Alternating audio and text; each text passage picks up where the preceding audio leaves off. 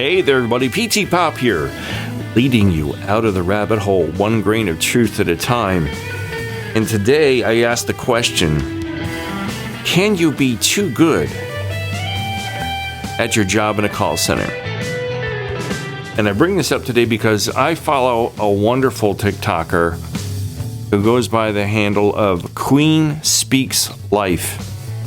And if you haven't seen her channel, check it out. She's awesome because she's walks the walk. She knows what she's talking about. She's currently working in a call center, and she talks about the traumas of working in a call center, similar to what I do. And I urge you to check her out. Her name is Queen Speaks Life on TikTok. And young lady, if you're watching me, if you ever see me, and you don't want me to comment on your videos, just DM me at skatingbearstudios@gmail.com. Say, stop it. But I'd like to ask you to be in a documentary I'm trying to put together about life in a call center from the call center rep's perspective. If you're interested, DM me. Thanks. But in this video today, she's at the title of this video, I'm going to play a video that she put on her TikTok channel. And the title of it is The Number One Mistake You Can Make in a Call Center. And when I saw this video, I completely agreed with her, and it justified my feelings of paranoia. I always thought they were out to get me in these call centers. And I thought I was losing my mind, and my wife would say, boy, you know, you really can't work in these places. They're getting to you. You're being really paranoid. And I'm already a paranoid person. I know that. And I have been since I was a child.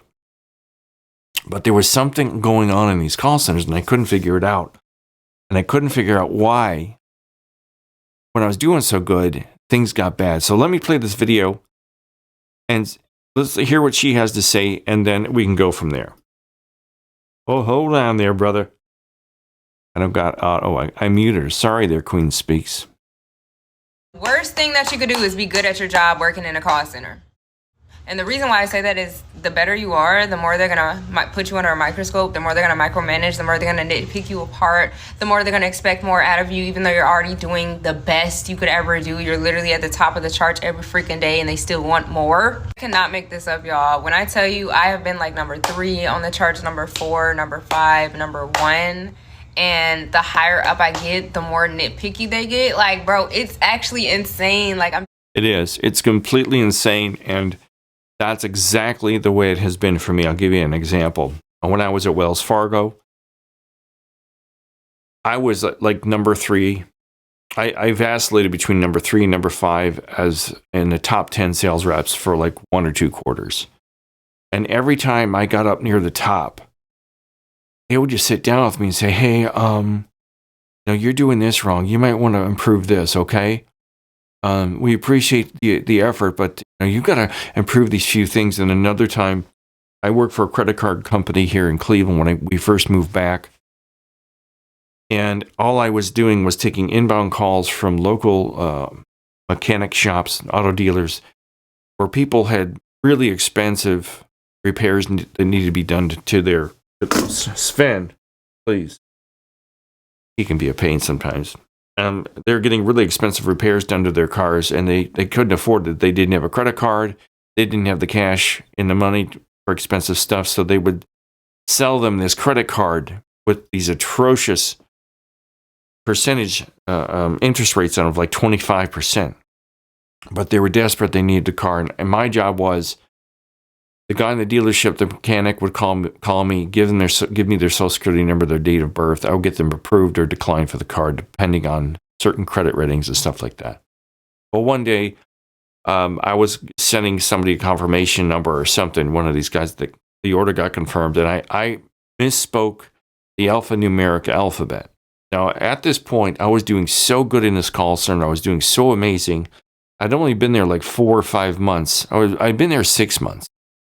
And I was blowing the numbers out. I was at the top. I was the best.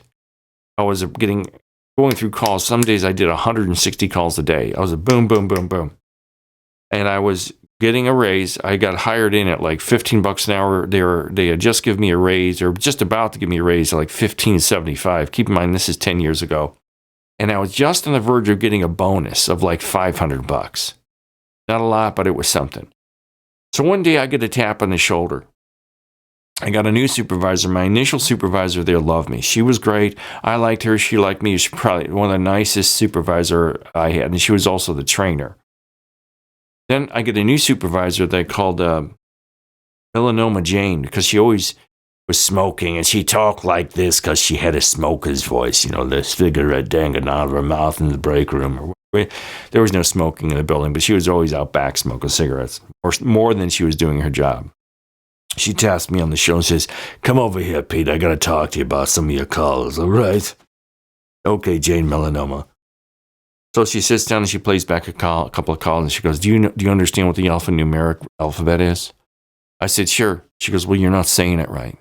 And you have to understand, Pete, you get the alphanumeric alphabet wrong, these orders could be put in wrong, and the customer get really upset and not get their card.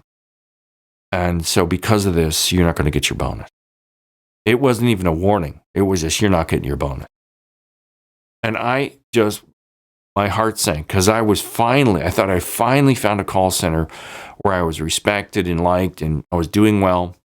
So I got mad. I didn't get mad to her face, but I said, "Okay, all right, that really sucks." I said, "Do I still get my raise?" She goes, "Yeah, you're still going to get your raise, but you're not going to get your bonus." And this is right around Christmas time too. I got hired in like August, September, October, November, December. I got hired in June, I think.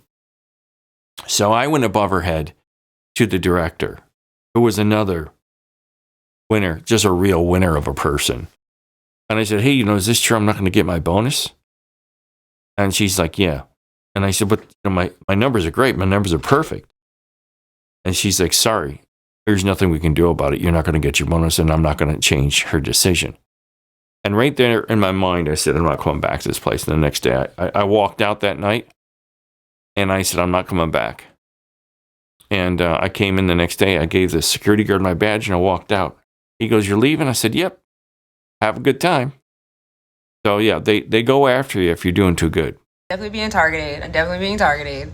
And it's definitely giving intimidation of, "Oh, you might take my spot if you keep this up." Like I literally... Yeah, you are being targeted if you're too good in a call center. Really had got a coaching, and they were like, "Great job using response, but a better one could have been used." What? First of all, you told me prior that it's just good to use a response, period. So now that I'm doing that, now you're telling me I need to use a different one? Like, it's just like they be trying to find things. When I'm telling you, I cannot be crazy. Like, they will literally find things on you if you're a good agent. Oh, yeah, and they definitely did that. When I had the zippity bebop guy in Verizon, I got transferred off his team because I complained about him. I think this is why, anyway, I got transferred off his team to another guy's team. And the zippity bebop guy told me to do things one way. I went over to the new guy's team, and I was doing it the way the zippity bebop guy told me to, and I got written up right away, immediately. The first week I was on the guy's team, he's like, "No, we don't do it that way. Why are you doing it that way?" I said, "Because zippity bebop guy told me to do that." And he said, "Well, we don't do it that way." I'm like, "What are you talking about? My numbers are getting better and everything on the new guy's team. In just 1 week, I saw huge improvements." And just find something to nitpick apart. Because, like, bro, you have no reason to be talking to me. I'm at the top of the charts every day. For real. There's really no reason for us to even have a discussion. But it's just because the fact that I am at the top of the charts, now you want to watch me even more? Like, that makes no sense. Like, they won't come for the people that are actually at the bottom of the leaderboard. But they'll come for the people that are at the top, though. Like, it's like they want you to be mediocre. It's like you almost have to make... Yeah, they want you to be mediocre, and I'll wrap up with this. They want you to be mediocre, and this is what I discovered, okay? Let's say you've got 100 reps on the floor. Each and every rep is vying for the same bonus. There's a pool of money that's there for bonuses that's set up by the C-suite people. They have a certain budget for the call center. But they can't pay each and every rep on the floor the bonus and the raise and give everybody the shift bid. They can't give everybody the ability to post out and go to a different department, because if they did that, then there would be no internal way to keep scheduling straight. There'd be no way to keep everybody on the floor, because everybody, if everybody posted out of that position that wanted to post out on their anniversary, their call center would be empty, more so than it already is. If they paid everybody the bonus, like let's say all 100 reps were doing so good that they had to pay everybody, a $500 bonus, that's a huge chunk of change. So the managers sit down and say, hey, everybody's doing too good. Now, I'm speculating on this. I don't know for a fact, but it looks like that's what they do.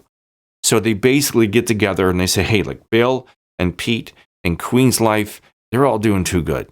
And so we got to talk to them, find a reason to knock them down a couple pegs, because if they make their numbers, we're going to have to pay everybody their bonus. So if all 100 people on the floor are making their numbers and it's bonus time, they can't pay everybody the bonus.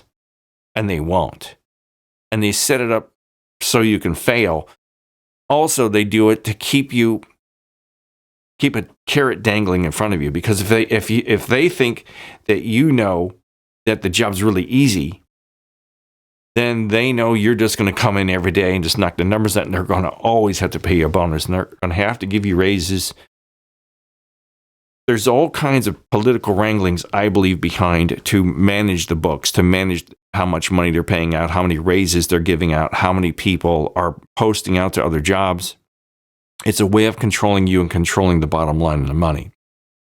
And they use nitpicking technology or nitpicking strategies to disqualify you from raises. It's called inflated quality control standards to keep your performers in check. They control you. And the psychological toll of being punished for doing well is immense. It really got on my nerves. It made me paranoid. It made me depressed, because I realized that no matter how hard I tried, they were not going to let me get ahead. And this undermines the myth that they sell you in the interview, that there's unlimited opportunities here to get ahead, to get bonuses, and they seduce you with a sexy bonus plan that every quarter there's a big juicy bonus, But if you don't get the bonus, what do they give you? They get an employee appreciation day where everybody gets pizza. Where's Joingo Boingo? Where'd he go? Boingo's on the floor. Go Boingo. Hey, it's pizza day, everyone. Let's go get pizza for the employees. Metrics are weaponized against employees, and they use you. They tantalize you with them, and they tease you with them, and they won't let you have the rewards because they want to keep you where you're at. They don't want you to post out. They don't want you to go to a different shift. If they hired you in a second shift, there's a reason why they hired you in a second shift, because no one wants to work second shift. Everybody wants to work 8 to 5 so they can go home at night and go see their kids. Nobody wants to work Monday through Friday because their kids are home. Nobody wants to work on the weekends because their kids are off on the weekends. Or you want to go out with your spouse, your boyfriend or girlfriend on the weekends, but you can't in a call center because you've almost always have to work at least one Saturday. I would say the advice, and I'll end with this. Thank you again, Queen Speaks Life. My advice, if you're doing well, I know this sounds counterintuitive, cool it. Slow down a little bit. If you know you're doing well, pull it back. I'm not saying make mistakes, but when I was at that credit card company, I got really overzealous, and I took so many calls one week that I lost my voice, and I couldn't talk. I had to miss a day because I had completely lost my voice. I'd never taken so many calls in a call center. I think I took 160 calls in one day. I would just back off a little bit. I've done this where I kind of know the systems, but I take my time in the calls. I don't worry about the talk time. I don't start off. Think of it as a marathon instead of a sprint. And if you're out of the gates like you're in a horse race, some of these horses, they're out of the gates like that, and then they're exhausted after just one lap, and then they start to fall back in the race. It's the same thing in the call center. Pace yourself. If you think you know it, just don't try to shine. Don't try to stand out above everybody else right away. Gradually work your way into it, because if you start off too fast, they're going to beat you down. They're going to hold you back. They're going to keep you from things, and it's going to beat you down mentally and emotionally.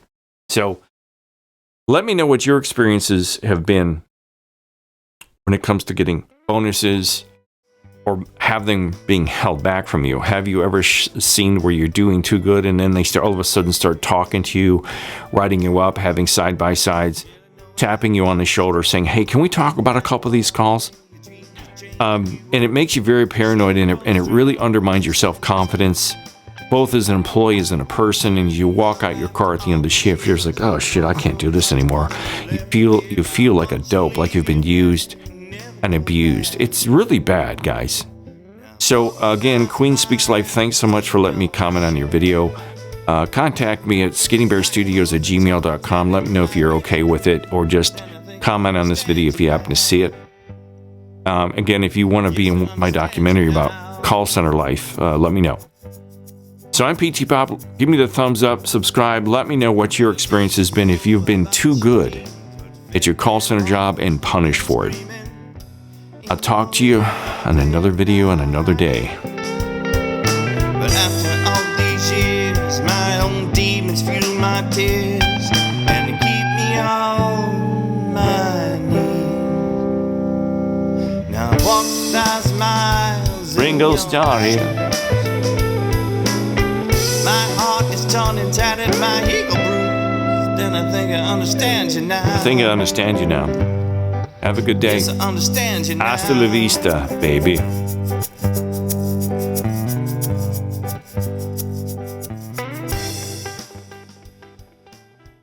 Would you like fries with that? Would you like fries with that?